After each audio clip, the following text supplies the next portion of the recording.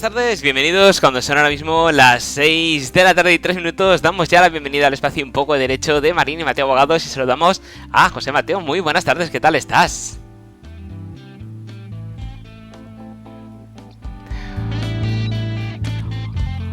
Hola, muy buenas tardes, ¿cómo estás, José? ¿Me oyes ahora? Te oigo regular, te oigo como muy lejos. Vale, a ver, ¿ahora mejor? Un poquito mejor, sí. Vale, estupendo. Bueno, pues tenemos un día más, espacio Un poco de Derecho, Marín y Mateo Abogados, y hoy tenemos un espacio, un tema bastante interesante, que yo creo que muchos de nuestros siguientes puede ser que estén afectados o interesados por lo que nos vas a contar.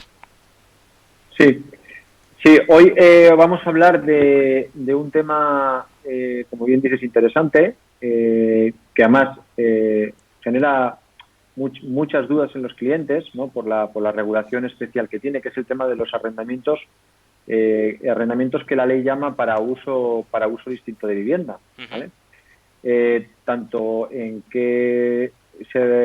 cómo se regula, es decir, qué marco regulatorio hay, que es muy importante, qué diferencias sustanciales hay con los arrendamientos de vivienda, y luego al final haremos una pequeña mención, algún consejo puntual respecto de cómo se tienen que resolver los contratos de arrendamiento. Lo digo porque nos están viniendo, pues claro, a raíz de la situación, pues muchas consultas respecto de cómo resolver el contrato que se llama, ¿no? Cómo entregar la vivienda o el local en este caso, porque una decisión precipitada o no meditada o no asesorado puede generarnos un gravísimo problema jurídico y económico que luego comentaré. Es decir, ¿cómo hacemos para entregar el local o la vivienda correctamente, incluso aunque el propietario no quiera?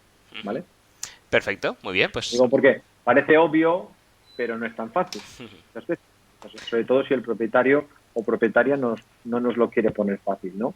Vamos a ver, en primer lugar, respecto de la cuestión de cómo se regulan los contratos de vivienda, o como dice la ley, no dice de local, dice, hay, como por así decirlo, dos categorías. Están los arrendamientos de vivienda y hay otro tipo de arrendamientos que la ley dice que son de uso distinto de vivienda. Esa es la clasificación que hay, no hay más, ¿vale? Por lo tanto, por así decirlo, consideramos arrendo de vivienda, es una calificación, una definición negativa, o sea, todo lo que no sea una vivienda, ¿vale?, es algo distinto a la vivienda. Por lo tanto, es una clasificación tal cual, la ley no distingue viviendas de locales. Por lo tanto, en un lado tenemos viviendas, por otro, usos para distinto de vivienda. De hecho, la ley expresamente hay una relación concreta de arrendamientos que los excluye. Por lo tanto, la ley solo va a regular, la ley de arrendamientos urbanos, las viviendas y los usos distintos de vivienda. De hecho, la ley no regula este último tipo que te he comentado. Por lo tanto, debemos entender que se regulan o por su ley especial, en algunos casos, o en otros casos simplemente se regulan por la costumbre. Por ejemplo, las viviendas de porteros se han regulado históricamente pues por las costumbres, ¿no? Cierto. O por la ley de arrendamientos antigua, que también la regulaba, en fin.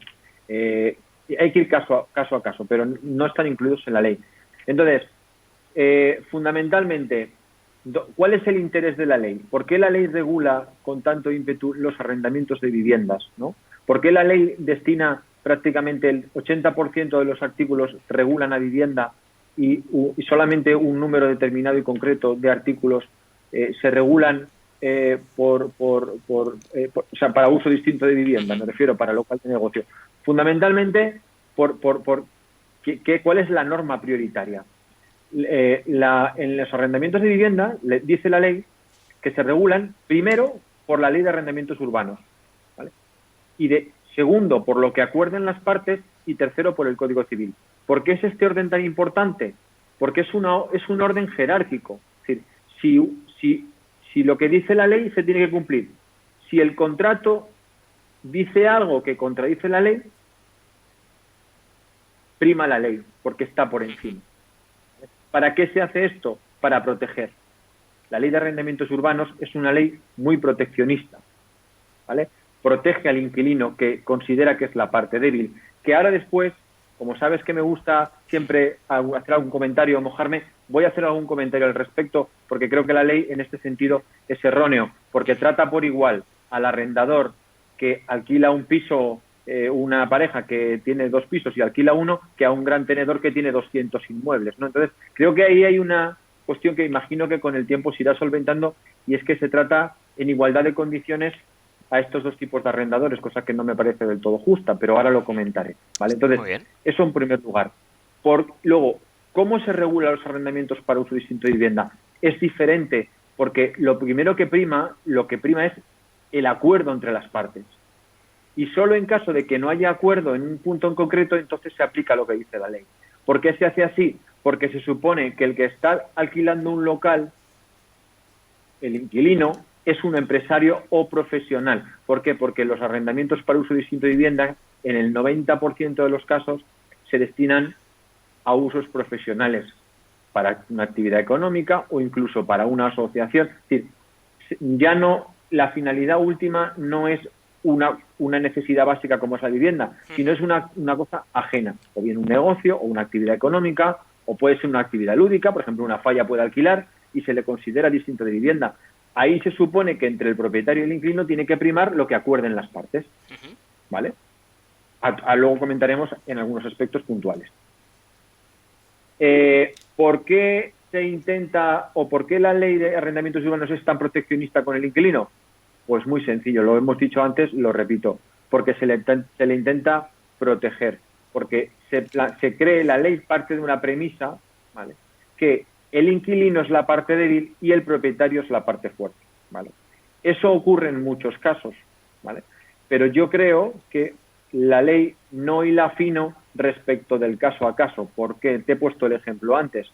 Un fondo de inversión, los mal llamados fondos buitres, son empresas inversoras que pueden llegar a tener cientos o miles de inmuebles, no tratan igual al inquilino que una señora que hereda un piso de su madre y que, como no lo necesita, lo alquila a un conocido, ¿vale? Es decir, la realidad es que no siempre, por norma general, el propietario es la parte fuerte, y la ley lo que hace es protege al inquilino. ¿Cómo le protege?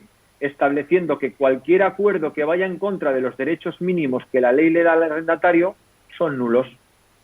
Por ejemplo, el plazo mínimo de arrendamiento. Para que no hayan abusos, la ley establece que cuando yo firmo un contrato, el inquilino tiene un derecho mínimo de 5 años de plazo.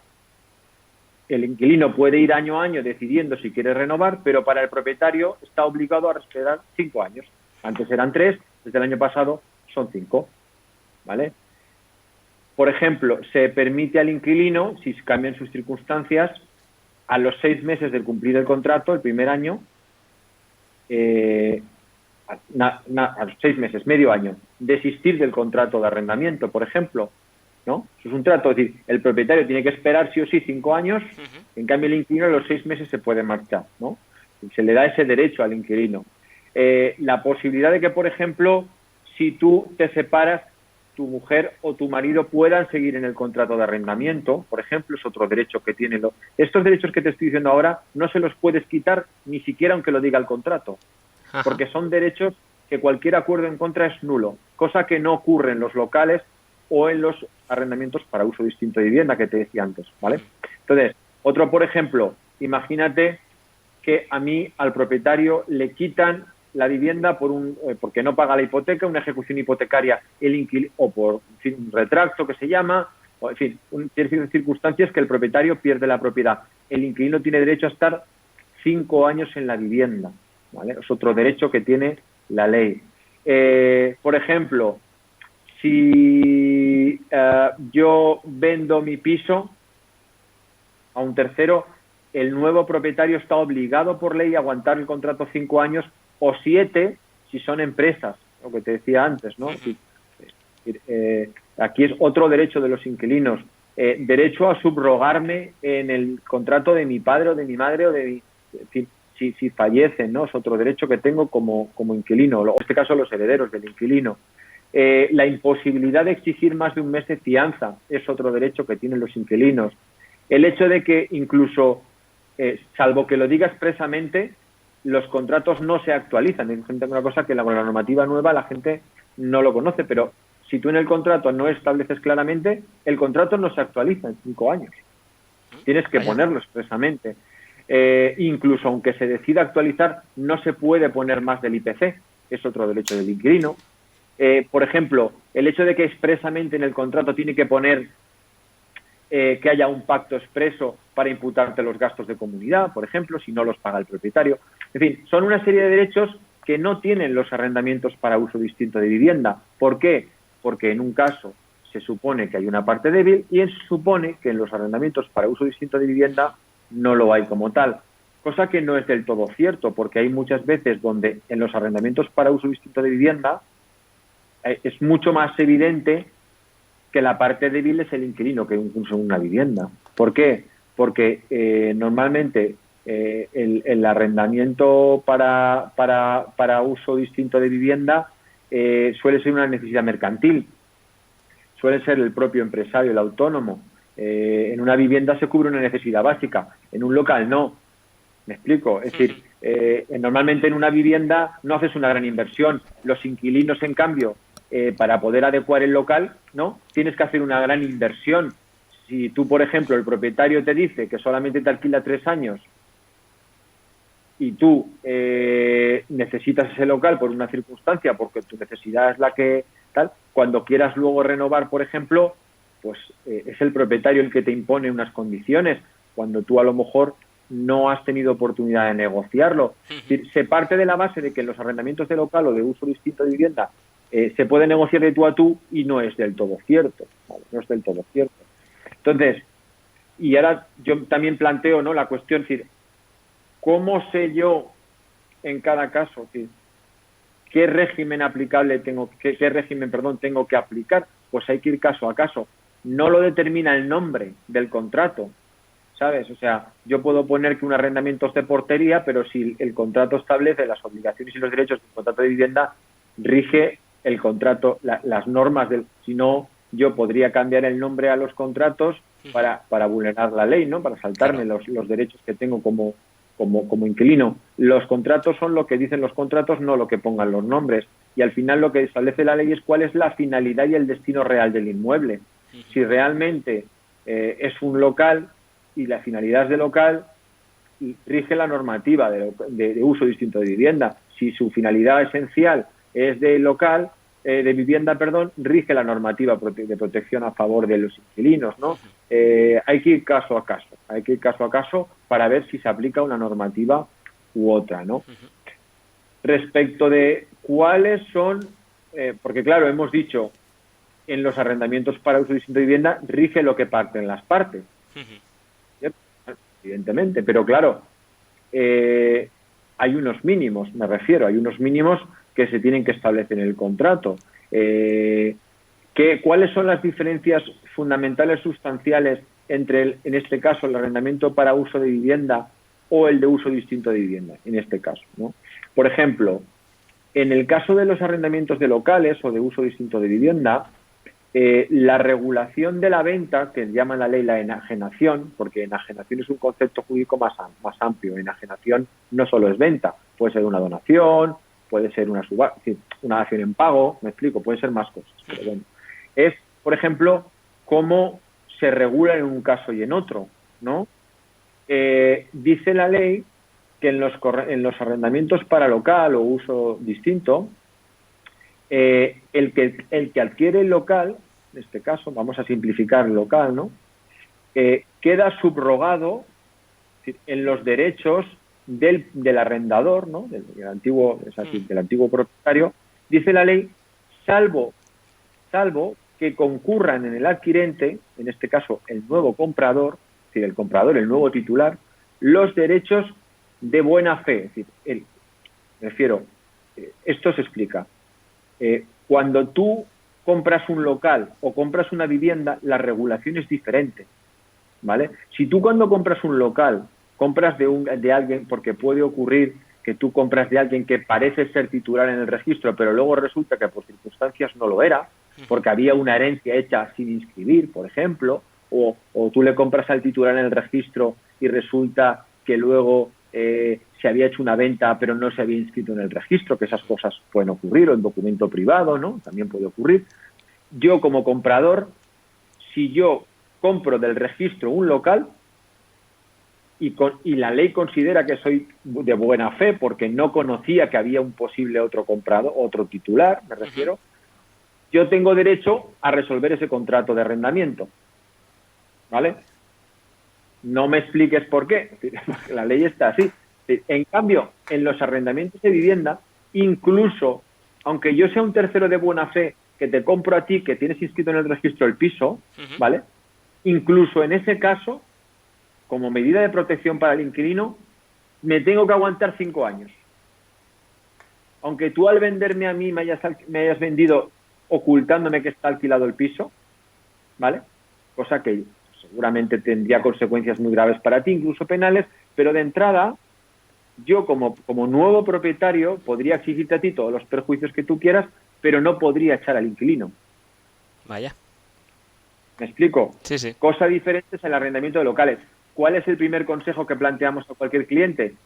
Cuando alquiles, no una vivienda, porque estás protegido, incluso aunque tu propietario le venda a un tercero, cuando alquiles un local, si quieres tener certeza o garantía absoluta, inscribe el contrato de arrendamiento en el registro de la propiedad. Porque ahí no va a poder nadie negar que tienes el contrato inscrito. Además hay que blindarse porque vas a ejercer tu actividad laboral en ese local que estés alquilando, Claro. con lo cual lo tienes que adaptar, tienes que poner toda la infraestructura para que luego a lo mejor a los 3 años te digan que no. Que luego es complicado esto de ser de buena fe, porque si yo compro, no es muy creíble que yo compre un local sin ir a verlo. Claro. Y evidentemente si voy a verlo y veo que ahí pone que hay un cartel que pone que es una imprenta o un bar, es difícil negar la existencia. Pero bueno, yo puedo ir y el negocio está en ese momento cerrado y considerar que no está en funcionamiento porque me dice el propietario que no hay contrato de alquiler vigente. Quiero decir, estamos hablando de medidas de protección, pero te pongo un ejemplo de cómo de diferente es la regulación de si yo compro un local, qué derechos tiene el inquilino en este caso. Por igual, en el arrendamiento de vivienda es mucho más el derecho que tiene. ¿Cómo tengo que salvar esa diferencia de trato de que establece la ley? Inscribiendo los arrendamientos de local o de negocio en el registro. Así nunca nadie podrá negar que el que compra un local no puede decir que sabía que no había inquilino porque lo está inscrito en el registro, ¿vale? Otra cosa diferente es que generalmente en los contratos de vivienda no se puede subarrendar. Esto digo como norma general, ¿vale? Si se puede, si lo prevé el contrato o si lo autoriza, pero como norma general no se puede, ¿vale? Cosa diferente es que en los arrendamientos de locales, yo, incluso en contra de la voluntad del propietario, cosa que puede ser discutible, puede uno no estar de acuerdo, pero bueno, es una de las cosas pocas diferentes que se le pueden obligar a un propietario, ¿no? En un contrato de local o de negocio, es que el inquilino puede ceder total o parcialmente el arrendamiento a un tercero, ¿vale? Aunque no quiera, ¿vale? Lo único que el propietario tiene derecho a exigir un 10% de la elevación de la renta en caso de cesión parcial o un 20% en caso del total. Es decir, yo tengo una actividad, yo traspaso el local a un tercero, el negocio, y puedo ceder totalmente el contrato de alquiler a ese tercero. El propietario solamente puede exigirme una elevación de la renta al nuevo inquilino de un 20%. Se ha discutido también mucho en los tribunales que en caso de que el contrato expresamente lo prohíba, si se puede o no se puede. Yo soy de la opinión, y estoy personalmente, de que después de estudiar a fondo el tema, es de las pocas cosas que la ley regula como derechos mínimos que tiene el propietario, en este caso, perdón, el inquilino, en los contratos de local o de uso distinto, y yo creo que no se le puede prohibir eso, porque la ley dice que que tendrá derecho no dice que tendrá derecho a resolver el contrato, sino solo a elevar la renta, ¿vale? Es una diferencia sustancial con los arrendamientos de vivienda. Luego, en caso de muerte del inquilino, otra diferencia sustancial. En el arrendamiento de vivienda es enorme, la relación de posibles beneficiarios. Pues son los hijos, pues son los padres, pues incluso las personas que convivan, ciertas personas con discapacidad. O sea, el número de personas que pueden seguir en el contrato es muy grande. En cambio, en el local solo puede seguir el heredero que continúe con la actividad de su familiar. Heredero, o si se traspasara al local como actividad, en ese caso también podría tener derecho o no. Sin ser heredero, simplemente que traspasa la actividad porque fallece el empresario, en este caso, el que tiene el negocio, y traspasa el negocio y todo. Aplicando este criterio, si el hijo o el heredero, ojo, heredero no tiene por qué ser hijo, heredero legatario puede ser un sobrino, por eso la ley habla de heredero legatario. Vale. De vivienda sí habla de hijos, habla de familia, de padres, habla de cónyuges, pero en el arrendamiento local no dice, yo puedo nombrar heredero a mi mejor amigo. No tengo que nombrar a mí. Eso es otro concepto quizás poco relacionado con el derecho de sucesiones, pues error. Un heredero es quien me sucede. Puede ser mi mujer, mi hijo o un vecino o mi mejor amigo. Si ese heredero o legatario recibe el negocio y por lo tanto dentro de eso el negocio, el local, el derecho de alquiler, una vez sea él el inquilino, entiendo que nada prohíbe de la ley a que traspase el local con el derecho por su parte del propietario a elevar la renta. Pero esto es muy importante.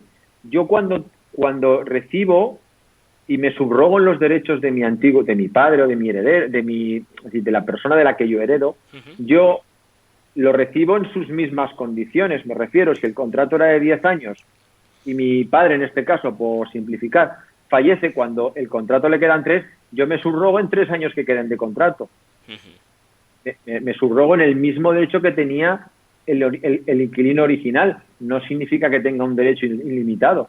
Por lo tanto, a tu pregunta, pues hay que ver el caso, porque si yo recibo de un familiar o de mi socio, recibo el negocio, la parte del negocio, y yo me subrogo en el contrato de arrendamiento, ¿puedo traspasar y puedo ceder el derecho? Sí, pero tengo que mirar muy bien qué derecho tengo. Es decir, si estoy cediendo el derecho de arrendamiento de local, o en este caso, de 6 años o de 6 meses, ¿vale? Pero en principio el propietario tendría derecho únicamente a la elevación de la renta, no a más, ¿no? Luego, otra diferencia muy importante entre los arrendamientos de local o de uso distinto de vivienda y de vivienda, que si, por ejemplo, la ley establece en el artículo 34 una indemnización si el propietario no me quiere renovar. Esto no ocurre en las viviendas, ¿vale? Por ejemplo, vamos a suponer que yo he venido ejerciendo, dice la ley, durante 5 años en mi despacho, aquí, por ejemplo, mi labor de abogado, ¿no? Mi profesional durante 5 años. Y cuando llega la fecha de renovación, le digo a mi propietario, oye, que quiero seguir. Y además, dice la ley que tengo que querer seguir un mínimo de 5 años pagando una renta de mercado, que es la que pactemos las partes o la que determine un perito, ¿vale? Si el propietario aún así no me quiere renovar, yo tengo derecho, dependiendo de las circunstancias, de si me voy a otra vivienda o a otro local dentro de Valencia, o si el propietario aprovecha para donde yo me voy, alquilar aquí, por ejemplo, a otro despacho de abogados, o sea que otro abogado puede aprovecharse de esa clientela que tú puedas tener, ¿no? Esto ocurre más, por ejemplo, en negocios de restauración, de bares, ¿no? Y yo tengo un inquilino 10 años, porque como sabes, como no hay plazos mínimos, yo puedo pactar un contrato de arrendamiento 50 años, o sea, como aquí rige la voluntad de las partes, y vence el contrato de arrendamiento del local donde hay un bar, no le quiero renovar, y se va el inquilino y pongo a un familiar o a alguien o a un amigo o a otra persona también un negocio de bar, ¿vale? Ese inquilino nuevo se puede estar aprovechando de la clientela que yo he estado haciendo durante 10 años. Entonces ahí la ley establece una indemnización, ¿no? Por lo tanto, en realidad, salvo alguna cosa más, y estos 4 detalles fundamentales que te he dicho, el tema de la regulación de si se vende o el contrato con el inquilino con el contrato vigente, el tema de cómo se regula la cesión total o parcial, el tema de la subrogación o la muerte del arrendatario o la indemnización y alguna cosa más como la fianza, que la ley establece en el caso de locales o uso distinto de vivienda son 2 años y de vivienda 1. Salvo esto, todo lo demás, esencialmente, viene regulado por lo que acordemos las partes. Cosa diferente vivienda donde prácticamente el 80-90% del contrato ya viene regulado por ley. Podemos pactar muy pocas cosas. La renta, los gastos de comunidad y 2 cosas más. En cambio, en el arrendamiento de local es muy importante. Por eso insisto ahora y digo, ojo con los arrendamientos de local de negocio. Un arrendamiento de vivienda, digo yo siempre, casi cualquiera te lo puede hacer, me refiero, entre comillas, ¿no? Yo siempre, evidentemente, no es por barrer para casa. Es que si quiero tener la garantía de que se me están respetando los derechos, para no tener que andar luego peleando con el propietario o viceversa, pues hago un contrato acorde y que me lo revise mi abogado, mi asesor de confianza, y quedo tranquilo. Pagas la tranquilidad, fundamentalmente. ¿Vale? Pero en arrendamientos de local, donde seguramente los plazos son mucho más largos, donde la inversión que voy a hacer es mucho más larga, voy a tener que amortizar luego durante varios años la reforma. Es poco habitual que yo alquile un local y esté ya para entrar, ¿no? Como hay mucho margen a la negociación, las garantías de pago, las posibles fianzas, los derechos que tengo, la inscripción o no inscripción de los contratos, exige, si acaso, un asesoramiento aún más importante, porque me estoy jugando más. Y hay que ser mucho más cuidadoso con los arrendamientos de uso, porque donde hay más libertad de pacto está bien, a diferencia de viviendas donde está todo tasado, pero me exige más responsabilidad y más garantizarme que estoy bien asesorado, es decir, que lo que estoy haciendo lo estoy haciendo correctamente, ¿vale? Y dicho eso, y ya un poco por rematarte un poco lo que te comentaba al principio, un breve comentario que no tiene nada que ver con lo expuesto respecto de cómo resolver los contratos. Nos estamos encontrando que mucha gente, tanto aquí no discrimino viviendas, locales, por circunstancias no llegan a acuerdo con los inquilinos, los inquilinos con los propietarios para la definición del contrato, y el inquilino, ¿vale?, directamente manda un WhatsApp o manda un correo electrónico y se va, ¿vale? Se va, o sea, oye, que me voy, te dejo las llaves dentro, o cualquier cosa, o directamente, o sin siquiera una carta o un WhatsApp. Mucho cuidado con eso, porque si no hay una entrega como tal de lo que se llama la posesión, si no hay una entrega de la vivienda o del local de forma fehaciente por escrito o que quede clara, me puedo arriesgar a que el propietario no puede, por su seguridad, no va a cometer un delito de meterse en la vivienda si no lo autoriza un juez, porque la vivienda es inviolable y sabes que no puedo entrar si no me lo autoriza un juez, o el inquilino me firma un documento, con lo cual el propietario, para poder entrar en la vivienda local, va a tener que ir a un procedimiento judicial. Con lo cual, todos esos meses, hasta que el juez le autorice, me los van a poder reclamar a mí como inquilino. ¿Me explico? Más los perfectos, evidentemente, más las costas del abogado del propietario, etcétera, etcétera, etcétera. Por lo tanto, si queremos resolver un contrato, hagámoslo bien, que quede constancia clara y fehaciente de que devuelvo la vivienda. Y no solamente eso, porque yo te puedo mandar el burofax, pero si luego no te devuelvo las llaves, claro, todos mandaríamos burofaxes, citando día y hora. Si el día y hora en cuestión el propietario no aparece, dejar constancia de alguna forma, dícese documento por escrito de entrega, devolución de la posesión y de las llaves, dícese un acta notarial, dícese cualquier documento fehaciente que certifique que te devuelvo el local o la vivienda y que te devuelvo la posesión para que el propietario sin miedo pueda entrar. Porque si no, el propietario, a mí, pueden venirme todos los propietarios del mundo a preguntarme con un WhatsApp, con un papelote, si el documento no está claro que el inquilino me está devolviendo la posesión, y las llaves, mi consejo sería siempre no entrar, nunca, jamás. Nunca. Porque tú no sabes si el inquilino se puede estar haciendo una jugada, tú entras y luego te puede denunciar porque dice que has entrado sin su consentimiento, por ejemplo.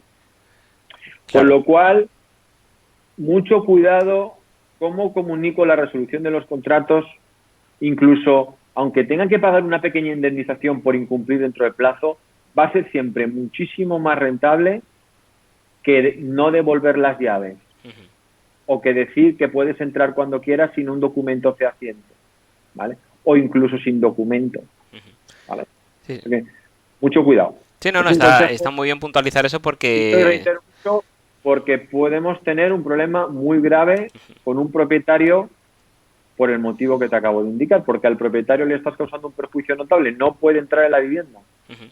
Claro, porque es bastante habitual lo que tú has comentado, dejar un WhatsApp, te dejo las llaves dentro del local, muchas gracias, y te marchas, y luego pues si la pillas a malas, la otra persona pues puede denunciarte por haber entrado en tu propiedad. Pero que no es incluso, que ya no es incluso que sea malas, José, que no es una cuestión de que el propietario te quiera... Es que el propietario, a mí me viene un propietario diciéndome eso que me acabas de decir y le digo, mi consejo profesional, por tu seguridad, es no puedes entrar con ese documento, con ese WhatsApp. Porque puedes entrar y encontrarte luego un ocupa, puedes encontrarte un subarriendo o puedes encontrarte directamente que el inquilino vaya luego y te denuncie penalmente porque has entrado y has cambiado la cerradura sin su consentimiento. Claro. Con lo cual, o el documento que te está dando el inquilino está muy claro, y ahí insisto, que te lo revise un profesional, porque no todos los documentos valen, ¿vale? O haz algún documento, una entrega fehaciente, como sea, vía acta notarial, vía entrega en un juzgado, que hay varias formas de hacerlo, para asegurarte que quede claro que estás devolviendo la posesión y la vivienda. Y si luego tienes que asumir una pequeña indemnización, la asumes. Pero va a ser siempre infinitamente mejor que meses y meses de desahucio donde el propietario, por no poder entrar, te va a seguir reclamando la renta. Claro. Hasta que el juez le autorice a entrar con la policía. Sí, no, está claro que hay que asesorarse muy bien. Y bueno, como bien has comentado, tenemos a grandes profesionales. En este caso tenemos a Marín y Mateo Abogados. Cuéntanos cómo pueden contactar con vosotros. Sí, bueno, pueden buscarnos en Google y simplemente, directamente, Marín y Mateo Abogados. Pueden entrar a nuestra web, marinimateoabogados.es. También pueden localizarnos en el teléfono, por teléfono, el 963202876, al correo info@marinimateo.com. También nos pueden encontrar en Facebook, en YouTube, en redes sociales, es decir, prácticamente casi cualquier red social o medio nos van a poder encontrar. Desde luego, buscándonos en Google nos van a encontrar muy fácil. Marín y Mateo Abogados, saldremos los primeros. Perfecto, pues muchísimas gracias, un placer como siempre y nos vemos el lunes que viene. Gracias, José, a ti. Hasta luego, un saludo. Hasta luego, chao.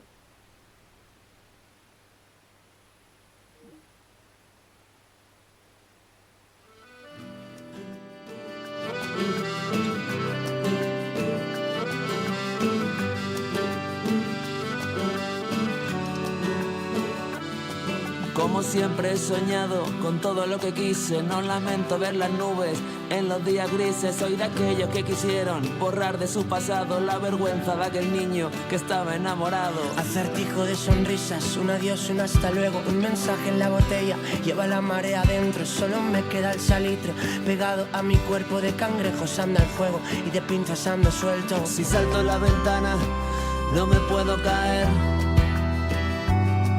Al que vuela sin alas no lo puedes vencer. Y se fue como pescado en el mar. Y yo sentado en la arena, el viento que pega en la ola lo vuelve a llevar. Y se fue como pescado en el mar. Y yo sentado en la arena, el viento que pega en la ola lo vuelve a llevar.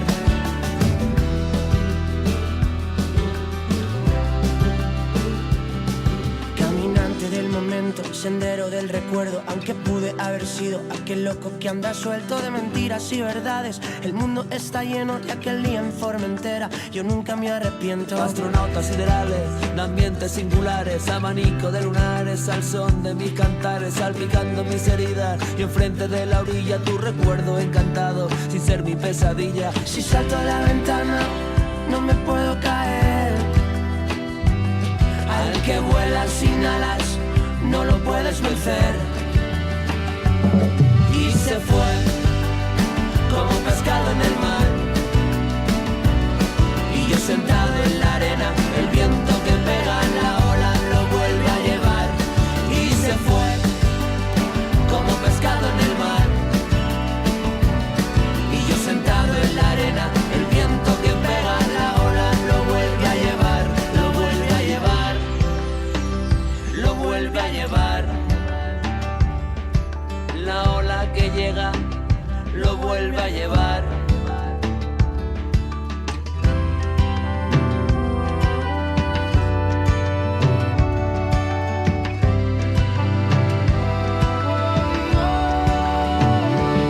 Y se fue como pescado en el mar,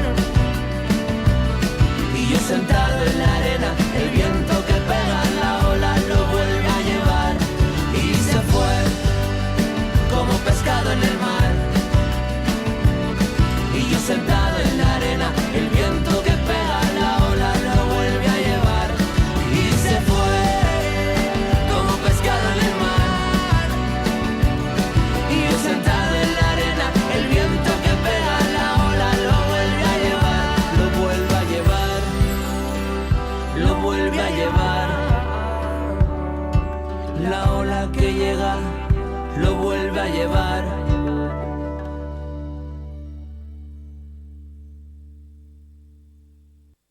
Llévame a tu casa del árbol, vamos a bañarnos en el río, que no deje nunca de girar esa cara B de aquel vinilo.